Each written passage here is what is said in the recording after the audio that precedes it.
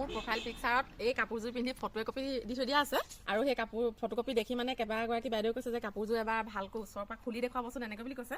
হয় বাৰু মই কাপোৰযোৰ তেনেকৈ ভালকৈ খুলি পিনে দেখুওৱা নাই আৰু কাপোৰযোৰ আছিল মোৰ টচত এংকৰ গুলি দি কৰিছোঁ আৰু গোটেইখিনি গুজৰাটী চিলাই কৰা আছে আৰু মাজতে কাঠা চিলাই কৰি দিছোঁ আৰু মাজত অকণমান চাইনিঙৰ কাৰণে পাথৰ ব্যৱহাৰ কৰিছোঁ একেবাৰে কমকৈ। কাপোৰযোৰ আৰু দহিখিনি দেখিছেনে, ৰিহা দহি কৰিছিলোঁ চিম্পুলকৈ।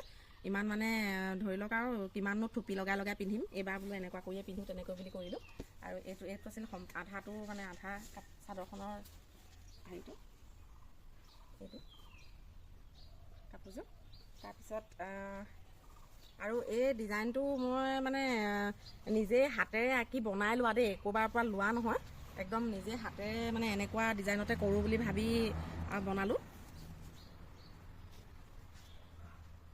আৰু হাতত এনেকৈ দিছিলোঁ চিম্পুলকৈ, বৰ বেছিকৈ দিয়া নাই, হাতত পাথৰো দিয়া নাই তেনেকৈ। আৰু মেখেলাখনৰ ইমানখিনি ফুল থকা আছিলে। মোৰ মানে অৰ্ডাৰ আহে, বহুত হেভি কাপোৰযোৰ, অলপ কৰিবলৈ কষ্ট হয়।